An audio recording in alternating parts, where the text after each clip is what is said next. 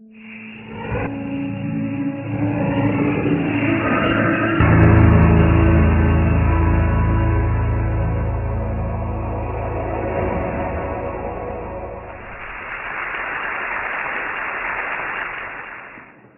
if you could record your life. Everything you said, everything you did, available in a perfect memory store at your fingertips. So you could go back and find memorable moments and relive them, or sift through traces of time and discover patterns in your own life that previously had gone undiscovered. Well, that's exactly the journey that my family began 5.5 years ago. This is my wife and collaborator, Rupal, and on this day, at this moment, we walked into the house with our first child, our beautiful baby boy. And we walked into a house with a very special home video recording system.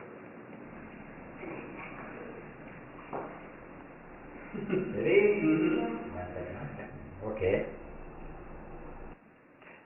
This moment and thousands of other moments special for us were captured in our home because in every room in the house, if you looked up, you'd see a camera and a microphone. And if you look down, you get this bird's eye view of the room. Here's our living room, the baby bedroom, kitchen, dining room, and the rest of the house. And all of these fed into a disk array that was designed for continuous capture. So here we are flying through a day in our home as we move from sunlit morning through incandescent evening and finally lights out for the day. Over the course of 3 years, we recorded 8 to 10 hours a day, amassing roughly 250,000 hours of multi-track audio and video. So you're looking at a piece of what is by far the largest home video collection ever made. I think that's clear. And what this data represents for our family at a personal level, the impact has already been immense, and we're still learning its value. Countless moments of unsolicited, natural moments, not posed moments, are captured there, and we're starting to learn how to discover them and find them. But there's also a scientific reason that drove this project, which was to use this kind of natural longitudinal data to understand the process of how a child learns language, that child being my son. And so with many privacy provisions put in place to protect everyone who's recorded in the data, we made elements of the data available to my trusted research team at MIT so we could start teasing apart patterns in this massive data set, trying to understand the influence of social environments on language acquisition. So we're looking here at one of the first things we started to do.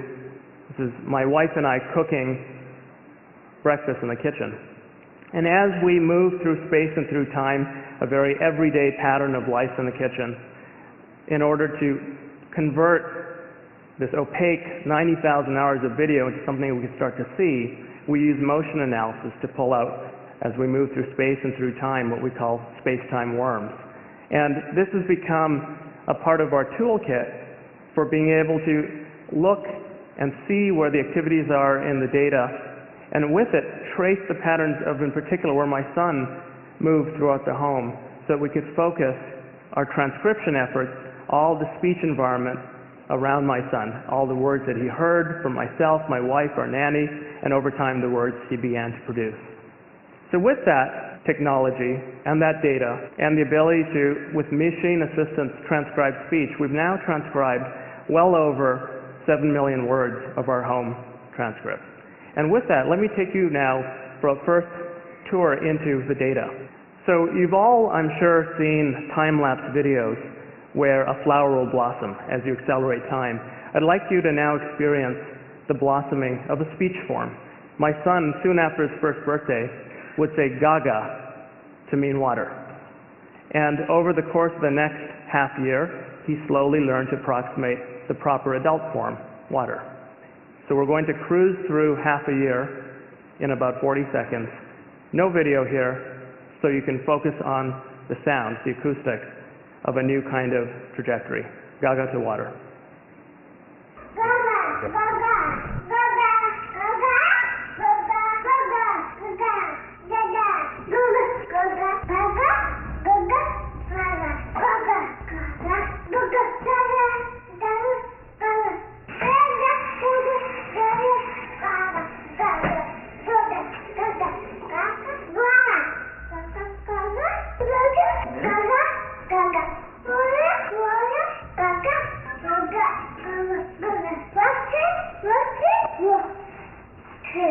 He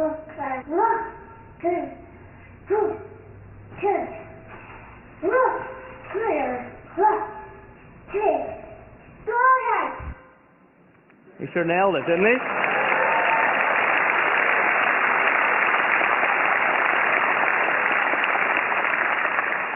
So he didn't just learn water. Over the course of the 24 months, the first 2 years that we really focused on, this is a map of every word he learned in chronological order. And because we have full transcripts, we've identified each of the 503 words that he learned to produce by his 2nd birthday. He was an early talker.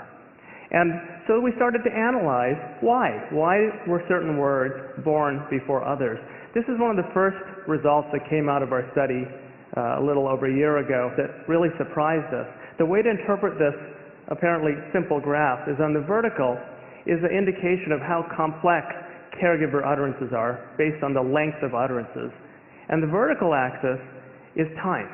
And all of the data we aligned based on the following idea. Every time my son would learn a word, we would trace back and look at all of the language he heard that contained that word.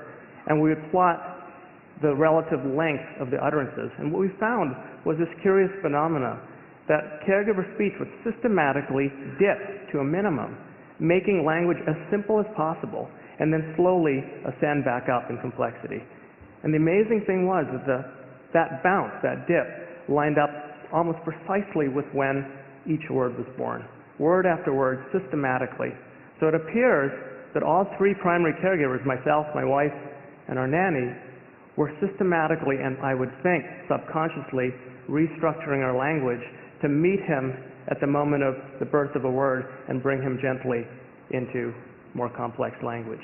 And the implications of this, there are many, but one I just want to point out is that there must be amazing feedback loops. It's not, of course, my son is learning from his linguistic environment, but the environment is learning from him. That environment, people, are in these tight feedback loops and creating a kind of scaffolding that has not been noticed until now. But that's looking at the speech context. What about the visual context? We're now looking at, think of this as a dollhouse cutaway of our house. We've taken those circular fisheye lens cameras and we've done some optical correction, and then we can bring it into 3-dimensional life. So welcome to my home. This is a moment, one moment captured across multiple cameras. The reason we did this is to create the ultimate memory machine where you can go back and interactively fly around and then breathe video life into this system. What I'm going to do is give you an accelerated view of 30 minutes, again, of just life in the living room. That's me and my son on the floor, and there's video analytics that are tracking our movements. My son is leaving red ink, I'm leaving green ink. We're now on the couch looking out through the window at cars passing by, and finally my son playing in a walking toy by himself. Now we freeze the action, 30 minutes. We turn time into the vertical axis, and we open up for a view of these interaction traces we've just left behind. And we see these amazing structures. These little knots of 2 colors of thread we call social hotspots. The spiral thread we call a solo hotspot. And we think that these affect the way language is learned. What we'd like to do is start understanding the interaction between these patterns and the language that my son is exposed to see if we can predict how the structure of when words are heard affects when they're learned. So in other words, the relationship between words and what they're about in the world. So here's how we're approaching this. In this video, again, my son is being traced out. He's leaving red ink behind, and there's our nanny by the door. You want water? All right. She offers water, and off go the 2 worms over to the kitchen to get water. And what we've done is use the word water to tag that moment, that bit of activity. And now we take the power of data and take every time my son ever heard the word water and the context he saw it in, and we use it to penetrate through the video and find every activity trace that co-occurred with the instance of water. And what this data leaves in its wake is a landscape. We call these wordscapes. This is the wordscape for the word water. And you can see most of the action is in the kitchen. That's where those big peaks are over to the left. And just for contrast, we can do this with any word. We can take the word by, as in goodbye, and we're now zoomed in over the entrance to the house, and we look and we find, as you'd expect, a contrast in the landscape where the word by occurs much more in a structured way. So we're using these structures to start predicting the order of language acquisition, and that's sort of ongoing work now. In my lab, which we're peering into now at MIT, this is at the Media Lab, this has become my favorite way of videographing just about any space. Three of the key people in this project, Philip DeCamp, Ronnie Kubat, and Brandon Roy, are pictured here. Philip has been a close collaborator on all the visualizations you're seeing. And Michael Fleischman was another PhD student in my lab who worked with me on this home video analysis. And he made the following observation, that just the way that we're analyzing how language connects to events which provide common ground for language, that same idea we can take out of your home, Deb, and we can apply it to the world of public media. And so our effort took an unexpected turn. Think of mass media as providing common ground.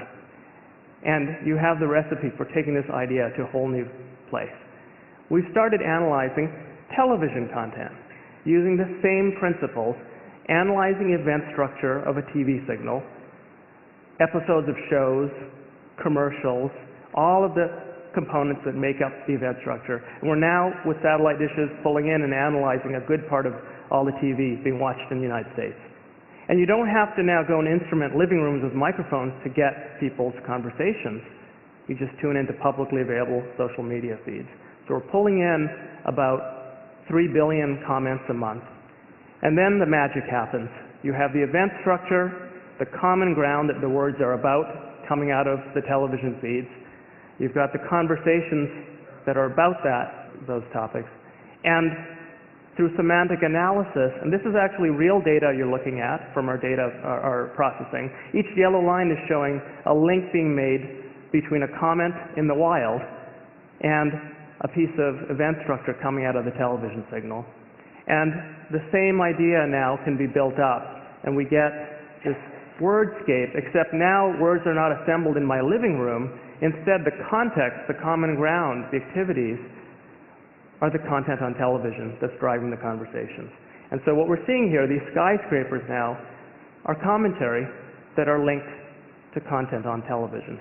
Same concept, but looking at communication dynamics in a different, very different sphere. So fundamentally, rather than, for example, measuring content based on how many people are watching, this gives us the basic data for looking at engagement properties of content. And just like we can look at feedback cycles and dynamics in a family, we can now open up the same concepts and look at much larger groups of people. This is a subset of data from our database, just 50,000 out of several million, and the social graph that connects them through publicly available sources. And if you put them on one plane, a second plane is where the content lives. So we have the programs and the sporting events and the commercials and all of the link structures that tie them together make a content graph. And then the important third dimension. Each of the links that you're seeing rendered here is an actual connection made between something someone said and a piece of content.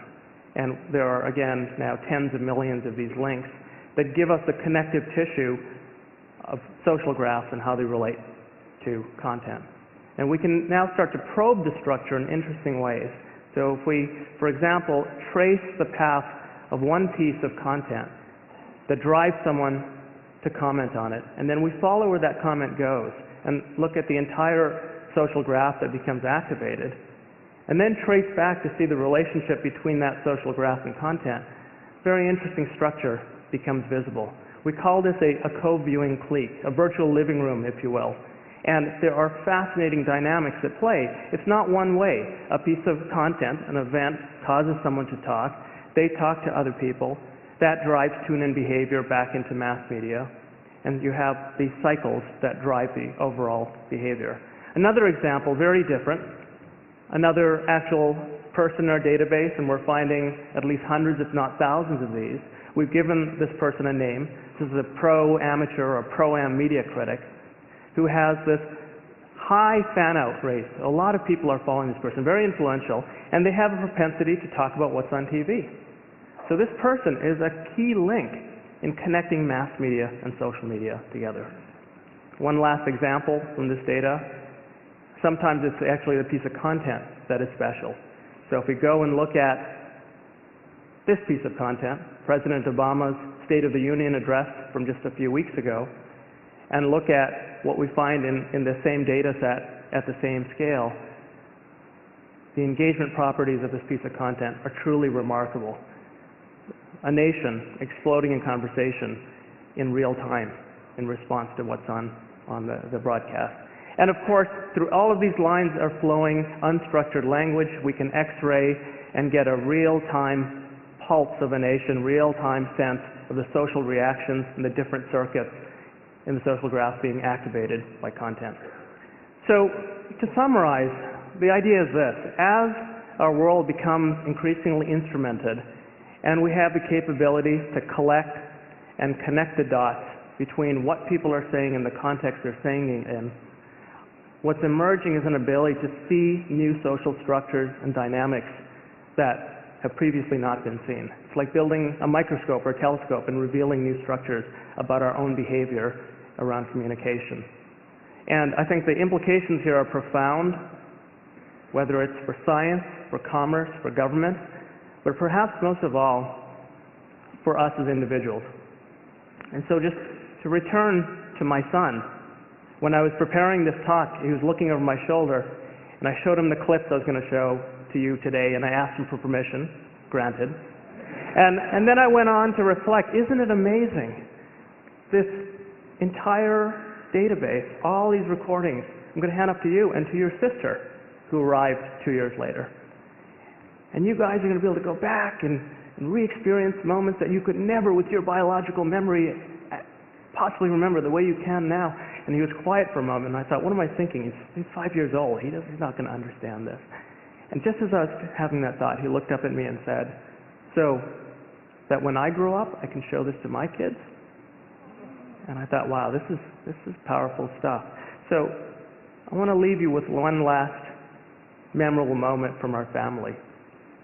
This is the first time our son took more than 2 steps at once, captured on film. And I really want you to focus on something as I take you through. It's a cluttered environment. It's natural life. My mother's in the kitchen cooking, and of all places in the hallway, I realize he's about to do it, about to take more than 2 steps. And so you hear me encouraging him, realizing what's happening, and then the magic happens. Listen very carefully. About 3 steps in, he realizes something magic is happening.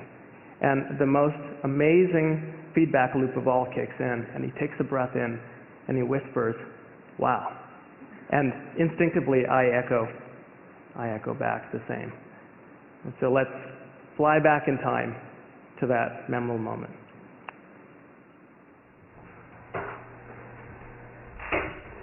Hey, come here. Can you do it? Oh boy, can you do it?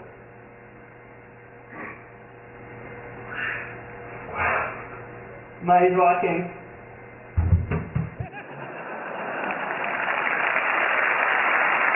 Thank you.